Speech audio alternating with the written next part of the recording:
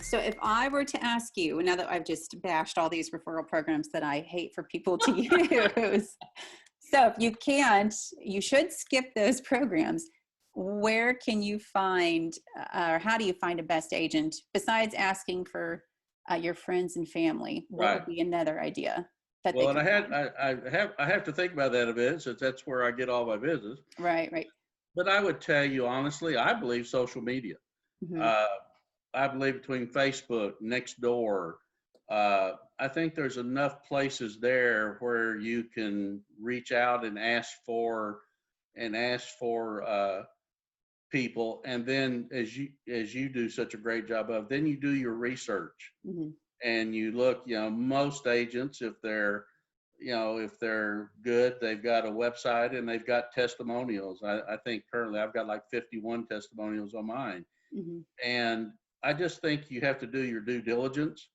You interview, and the reality of it is you have to pick that person that you feel like your personality meshes with.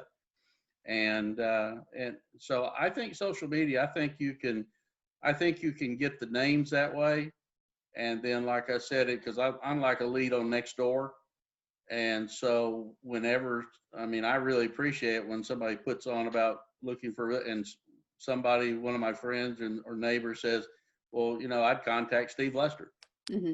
I think that's invaluable. That's why I believe in the acronym TOMA, top of mind awareness, Hmm. always being out there and being in front of people. But you can't do it on the basis of, of, it's all about you. It's got to be the value that you bring.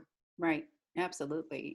What's funny too about social media is you can really tell personalities, or at least Uh-huh. the personality that they want to portray as Right. an agent. And it's funny, when I look for these panels, I always go on, like, if I can find their personal page versus their business, I'm looking there too, because I just want to see is, are you just doing the work, or are you sharing informative things, or are you sharing pictures of yourself in front of Lamborghinis and talking about how much money you make on real estate? Because if you do, you're probably not the person I want to talk to, because that's not, if you're client centric and focused on just doing the right thing all the time, that's usually not the same personality Yeah. fit, from what I can, from my experience at least. Right. Well, something as simple as if you're interviewing a agent and the entire conversation starts out about them, Right.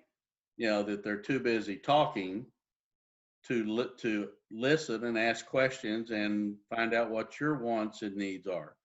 Right. Uh, I mean that as a consumer, and whether it be in business networking or anything I'm doing other than real estate, that turns me off immediately.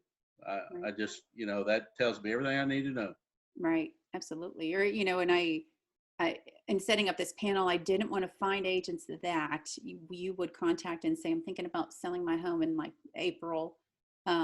Just wanted to get some opinions from you about the market, and have them respond, well, you need to sell it right now. Like that pressure Right. of do it right now, or let me get you on the MLS and start sending you homes, even Right. though you're not ready. Right. Cause then they're like, well, maybe I do need to, but if you're not ready, I don't believe that you should be pushing a consumer into making that big financial decision, if they're not ready for it. And maybe, like, there'll never be a moment where you're like, okay, let's do it. But if you're just starting to think about it, you shouldn't be incredibly pressured from the very start to make a Yeah. move. No, I totally agree with you.